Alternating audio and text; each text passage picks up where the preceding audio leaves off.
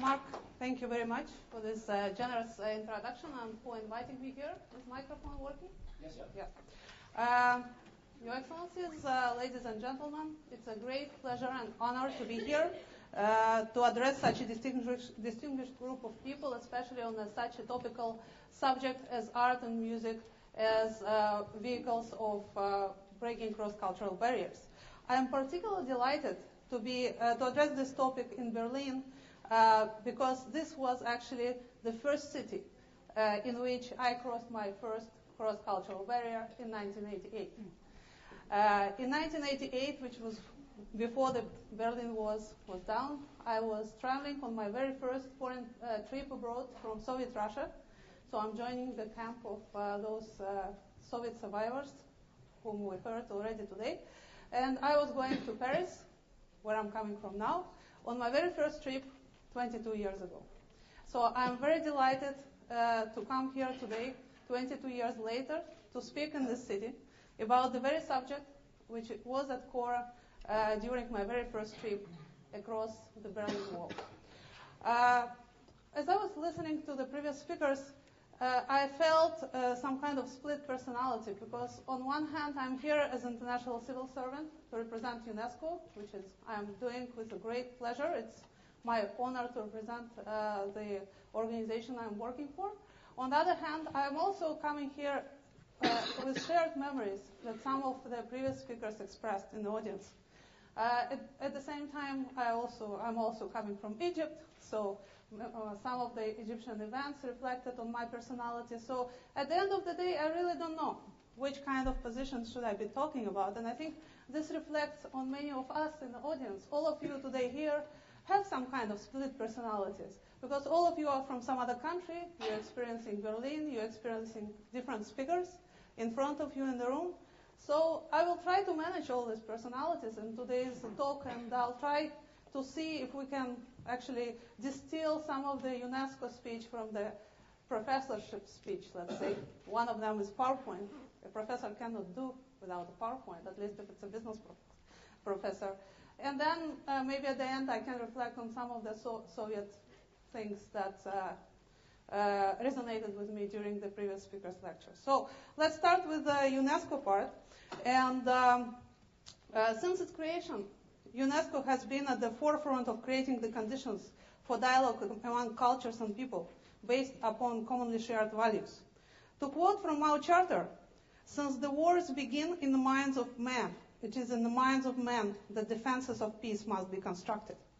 It is this sentiment that embodies the core values of the organization. From the International Year of Rapprochement of Cultures and International Cultural Conventions to the Cultural Routes for Development and Dialogue and Cultural Tourism, UNESCO, through its many programs, conventions, and organizations, is meeting the challenge of promoting and preserving cultural diversity and fostering the dialogue between cultures. In this presentation, I will first remind you about the key facts regarding UNESCO, and then I'll specifically address the issue of culture, intercultural dialogue, and cultural expression. So let's start with UNESCO. And in a little discussion we had over lunch with Gary, who is not in the room, no. And he asked me a question. And this question struck me. I said, what is a UNESCO? That's a very good question. Because I think that there is a very little understanding outside of organization itself in the general public of what UNESCO does, what it stands for, why is it there, what is the mission, and how it's actually useful to anybody. So the first slide here you see in front of you, it's a few facts about UNESCO. First of all, somebody said that UNESCO is the brain of the United Nations. And I'm not going to embarrass anybody. I'll just ask if there is anybody in the room who is not sure which one of the letters in the abbreviation stands for. So the question is, it's an interactive session, right? The question is there anybody who is not sure? There are 6 letters in the name. Is there somebody who is not sure what some of the letters stands for? Nobody? At least a few people, right? So this is why I'm here. Thank you. Thank you for raising your hands, because this is why I'm here to tell you what is it for. I actually changed this presentation from it had the whole name, and then I took it off, and I put the abbreviation just to check. UNESCO stands for United Nations Educational, Science, and Cultural Organization, and this is generally understood that this is the brain of United Nations. This is where all the scholarly specialists in different areas of education, sciences, and communications unite and try to create policies for a better world. It was established in 1945, and right now it has 193 member states, which is pretty much all member states in the world, almost all. The mission of UNESCO is exactly the development of culture of peace and eradication of poverty, sustainable development, and again, intercultural dialogue. So I can see that Mark had it right in terms of inviting us for this conference, because this is exactly in our mission, to contribute towards intercultural dialogue, to use culture as a vector of peace. So I'm very pleased that I have this opportunity to talk to all of you, especially the young people in the audience, and to talk about the organization I'm proud to be associated with. Here's the UNESCO structure. The lady on the right is the first female Director General in the organization since 1945. This is our Director General, Irina Bokova, from Bulgaria. UNESCO has 5 sectors: educational sector, natural sciences, social and human sciences, culture sector, sector of communication and information. And in each sector, there are specialists who are experts in these areas of organization. So first, I'm going to talk about the culture. So we heard a lot about culture from distinguished speakers before me. I'm not going to argue which definition is best. Everybody has his or her own definition. So what exactly is the culture? UNESCO, in fact, defined culture, and it's the only organization in the United Nations system that has the word culture in its charter. And UNESCO Universal Declaration on Cultural Diversity 2001 defines culture as it says, culture should be regarded as a set of distinctive spiritual, material, intellectual, and emotional features of society or social group, and that it encompasses, in addition to art and literature, lifestyles, ways of living together, value system, traditions, and belief. So this is a very long definition.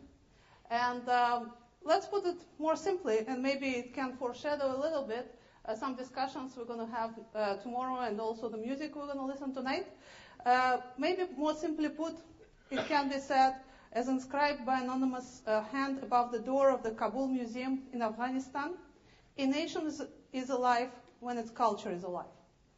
So this is maybe a better way of talking about culture. So I'm here today to speak to you as Managing Director of the Culture Sector and World Heritage Center. What it means is I'm in charge of making the center work efficient. I'm not in charge of the programs, but I'm just making sure that all this huge brain works well and well-fed, in the sense it makes it efficient, it delivers the goals. Let's talk about the culture sector.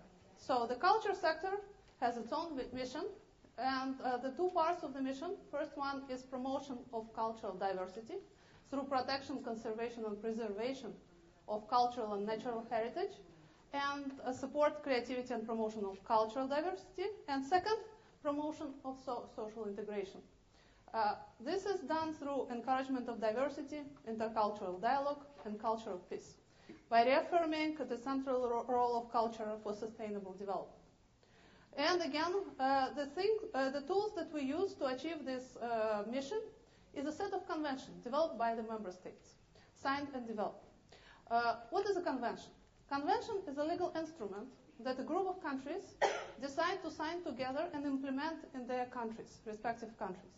So we have a set of such conventions, and I'll just name to you some of the conventions, and you will see as I'll go through them that some of them have more members and some others have less members. So you will see that some countries decide to sign this convention. It means they decide to promote the mission that I just presented to you, but some others don't. We have 3 main conventions and some others.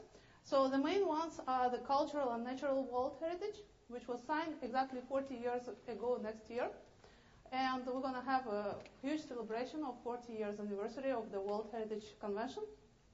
Then, so in this convention, I'll talk about it a little bit later, but for now I just name a few. Intangible cultural heritage, signed in 2003, just 8 years ago. And finally, our last one, diversity of cultural expressions, which is signed in 2005.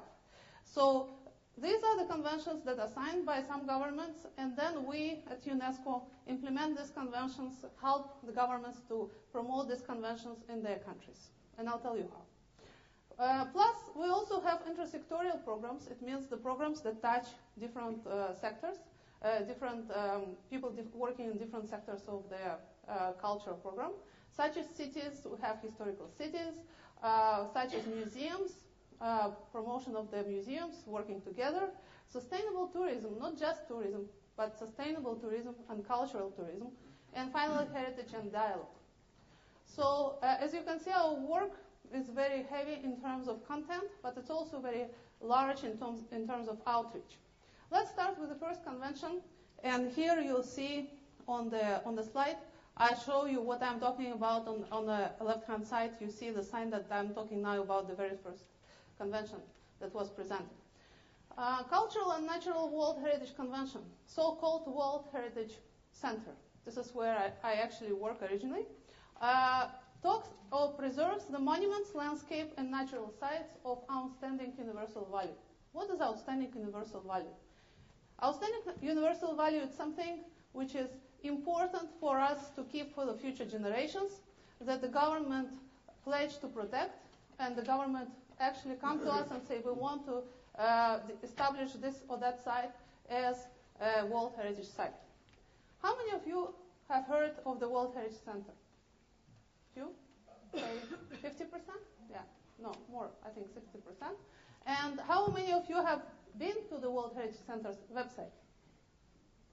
No? 10? No, maybe 15%, something? No, less, maybe 10%. So I would like to encourage all of you who are in the field of cultural diplomacy, go and check the World Heritage site. And it has a very interesting interactive map where you can click and see what sites in each country are inscribed, see the pictures, testimonials, and things like that. So you'll know, at least in your own country, or in your present country, if you have multiple countries, you will see which sites or which are the heritage that you have. And also when you visit another country, you can see which other sites you can see in those countries. So the mission of the World Heritage Center is to, first and foremost, to provide emergency assistance to the sites in danger. Because as we all know, there are several sites in danger, such as a recent example was the Pompeii. There was a collapse in Pompeii. The previous one was in Bam, in Iran. There was an earthquake. So our job is to provide emergency assistance, financial and technical. It's also to provide technical assistance and professional training to the member states, to help them to develop the people who can actually, experts who can go and maintain and conserve the World Heritage sites. But also, not less important, is to raise awareness about the sites. As we can see, even in this distinguished group of people, arguably very much in tune with international development, not everybody knows about the World Heritage Center, and this is my job to actually make it known. So hopefully by the end of today, some of you will go and check out the websites, and then I'll feel accomplished. And finally, we want to encourage international cooperation in the area of heritage conservation. And just a few facts. It was adopted in 1972, as I said. As you can see, how many, in UNESCO, how many member states did I say there were? 193. So you can see, not all member states signed this convention. It means, and you will see with other conventions, it's even fewer number. So as you can see, that not everybody is actually agreeing and to do what we want to do. So 911 sites inscribed in the World Heritage List. It's a lot of sites. So you can imagine that But some of the countries which signed the convention still don't have any sites inscribed. So this is another challenge. We're talking about that some of them probably are not ready to produce the documents, that they have to ensure the security of this site, and the governments have to support the maintenance of this site as a heritage site. It means they cannot build a modern building or something ugly or nuclear plant near the World Heritage Site. It's a big commitment from the government. And we had some issues, for example, in France, where there was a nuclear plant near a particular site, and we had to exclude this location from the World Heritage consideration. So again, it's a big commitment from the government side, and I think it's for the best because we want to keep our heritage clean and preserved for the future generations. And so cultural heritage is more than people's memory of a living culture. It takes many different forms, from both tangible monument landscape, museum objects, and intangible languages, know-how, performing art, music, cultural expression, all of which represent artistic expression in one form or the other. At its core, heritage is an instrument of a two-way process between the past, present, and the future. Linked to memory, heritage embodies values and cultural identities. It enables us to understand ourselves and others. Since the dawn of time, heritage has contributed to an uninterrupted dialogue between civilizations and cultures and made significant contribution to establishing and maintaining the peace between people. We looked already at the natural and cultural heritage. Let's talk about the Intangible Heritage Convention. Intangible heritage is the cultural practices and expressions transmitted from generation to generation, not necessarily those practices which are very old and maybe lost. But also the modern practices such as graffitis may be considered intangible heritage. In the discussion we had over lunch with Gary again, we were talking about jazz, and he was wondering whether jazz was on the list of intangible heritage, because some other music traditions and performing traditions, such as Sufi dance, is inscribed in the intangible heritage list, as well as, for example, French cuisine is inscribed into the Intangible Heritage Convention. So if you consider the key facts on this slide, you see 133 member states signing this convention. And to answer Gary's question, what about jazz? Where is the birthplace of jazz? US. US didn't sign the convention? Uh-oh. So everything which is in the US, including jazz, and everything else which can be subscribed is not. So this is one of the issues we have, that this is a very bureaucratic process. I personally think that there are a lot of more than 232 elements that can be inscribed. And what do you think? Will it be more intangible heritage in the world than tangible? I would think so. So this, but on the other hand, this convention was only signed in 2003, so we should give it another 30 years to develop, and hopefully we'll have much more than just 233 elements. And you can encourage your governments to sign this convention, hopefully, especially those from the United States. And the mission, again, is protect intangible cultural heritage, respect the custodian of such heritage, specifically communities, groups, and individuals, and raise awareness about intangible cultural heritage through cooperation and assistance.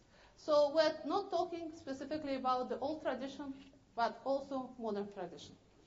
Now the next one is the cultural diversity. Let me talk about it first.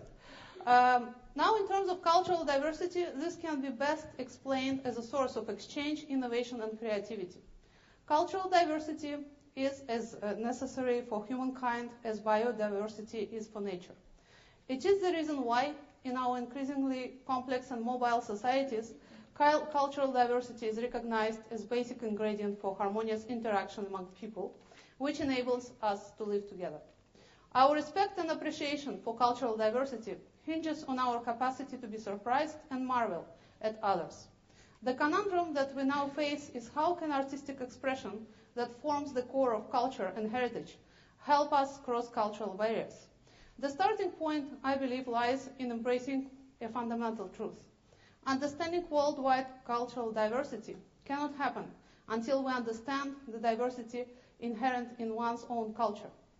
For example, how do we react to the perception that cultural uniformity is a problem that is being exacerbated by a very rapid pace of globalization, when in fact globalization actually may create the condition for a new dialogue among cultures and civilizations through the internet, Facebook, YouTube, Twitter, mobile technology, and increased international tourism.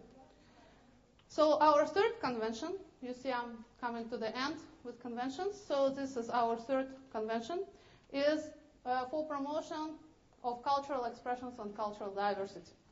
Cultural expressions are defined as manifestations of human creativity through activities, cultural goods and services, and support of the modern culture. The mission of the convention is promotion of the cultural policy and creativity and recognition of the contribution of the cultural industry to economic and social development. How many times do we hear that the creative people, culture people, always need funding from outside sources? Actually, we fail to recognize the potential, which is, as Aristotle would say, should just become actuality. Potentiality becoming actuality, this is what we need for our creative industries. So integration of culture in the strategies of sustainable development and national policies, and promotion of international cooperation. So it's the most recent convention adopted in 2005, even fewer members. So as you can see, just over 50% of the states in the world that are member states.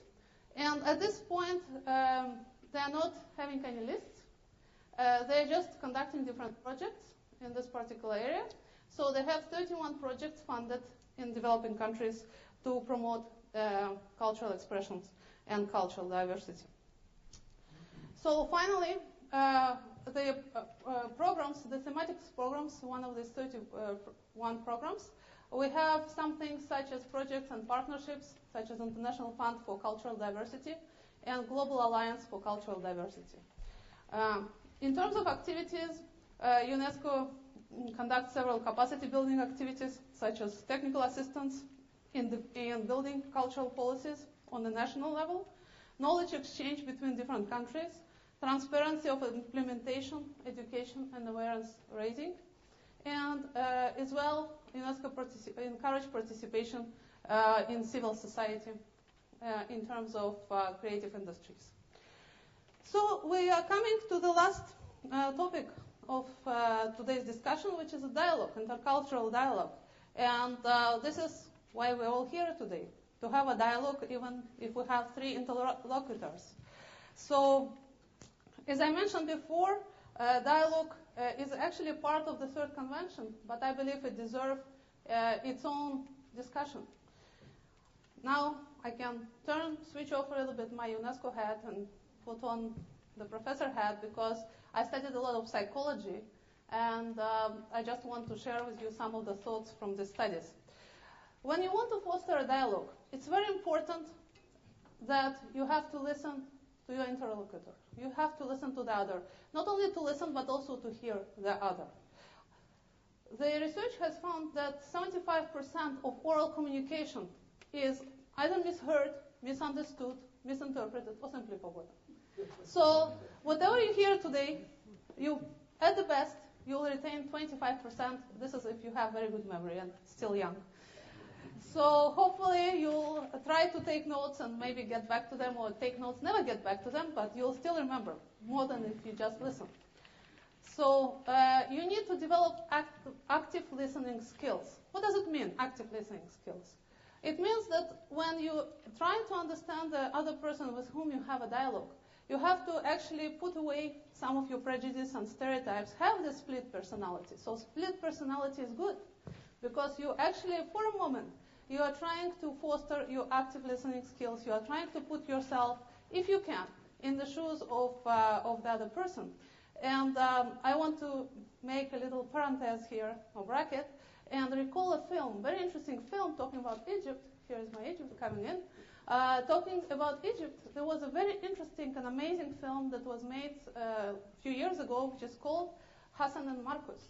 The film was about Amar Sharif, a famous actor, is playing one of the, I think he's playing Hassan, and Adel Imam is playing the other character. So one of them is Muslim Imam, another one is, of course, Christian Coptic priest. Both of them are in trouble because each of them is pulled by their Muslim brothers or Christian brothers to participate in some kind of extremist activities which they don't want to do. So since they don't want to do it, they're being attacked by this extremist, damaged or almost killed. So the good Egyptian government, the civil military government, decides to protect these two people and creates, like a protection program like in the US, so creates a protection program for them. And what's the best way to protect a Muslim is to make him a Christian. So they create a new ID card for a Muslim Imam where he becomes Christian and the Christian becomes Muslim, and they send them very, very, very far away from Cairo. The problem is they send them to the same place. And as the chance find it, they end up believing in the same building across each other, and they start actually, while pretending being Christian or the other, they actually discovering that the other and themselves are not very different. So at the end, it's a very moving film. It talks about how you discover the religion of the other by actually becoming him or her. And if you have a chance to see this movie, I would strongly encourage, and of course, great artists, great actors, and very interesting movie. I'm surprised, actually, it was allowed in Egypt. But it had a lot of success. It's very recent, a couple of years ago. And after watching this movie, I gave my students in the business ethics class a project to go and write a paper or an essay on discrimination of the other. Because Christians in Egypt is a very big minority, it's about 10%. So among the students, it's about 30% of students are Christian. So I actually sent them to write an essay how Muslims are discriminated somewhere.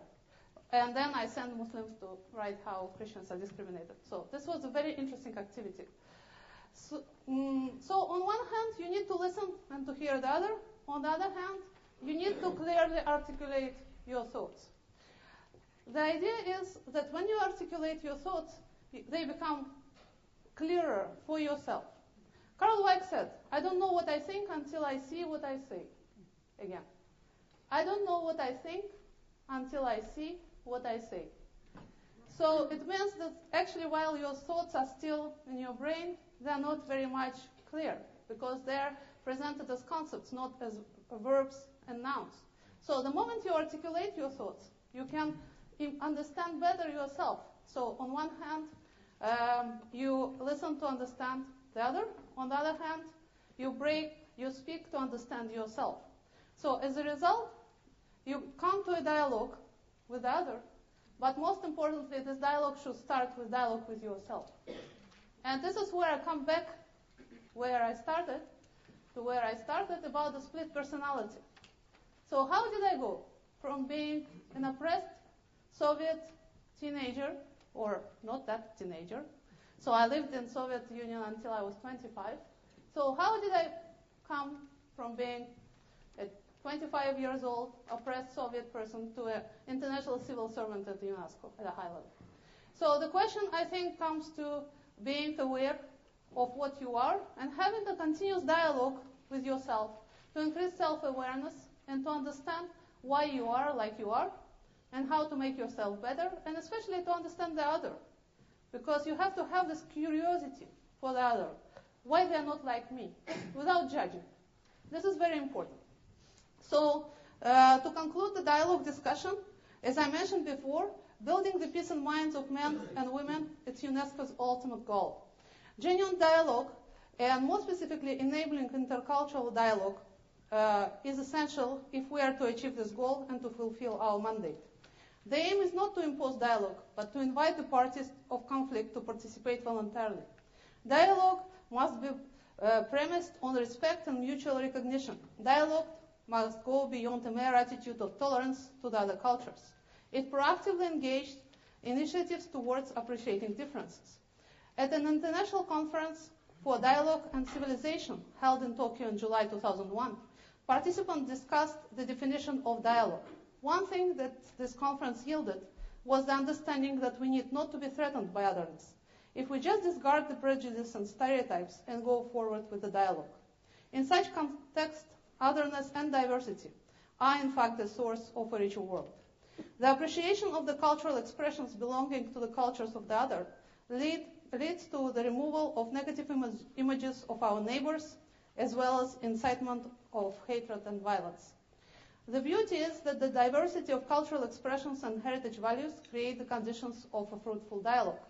And preserving uniqueness, diversity of cultures, cultural expressions, heritage values form the key part of the dialogue between the cultures.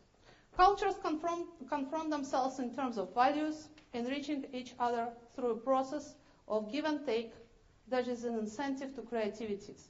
Cultural expressions have a role in stimulating the societies, making them move and change. We will hear more about the wonderful examples of cultural expressions, such as music, paintings, and in later sessions. And today, just to conclude, after I've seen all our presentations, I just want to mention something else which I participated in. It was in the United States. Mark mentioned I was on the board of directors of the Levantine Cultural Center, which was a society or association, NGO, created by several American producers of Middle Eastern and Middle Eastern origin, or generally Eastern origin. What they were doing, and it's very interesting because it was creating something more valuable than just simple presentations. As you know, Los Angeles, it has a lot of communities to a degree that they have some different quarters. For example, you can drive around and see a little Armenia, or you can go and see Chinatown. So communities are there. It's very multicultural. The problem is they don't communicate. They only go to their own events, and they completely ignore 25 other communities that live next door. And although they don't have animosity, but they ignore them. So what did the Levantine Center did? And again, I suggest you to go on their website, levantinecenter.org. They created a series of concerts and events whereby they would bring artists from one community, one artist from one community, and they would play Near Eastern music. So they would have one Jewish violin player, they will have a Greek ney player, they will have an Iranian tabla player. So all of them out, of course, and all of them will come together, bringing with them all of their communities.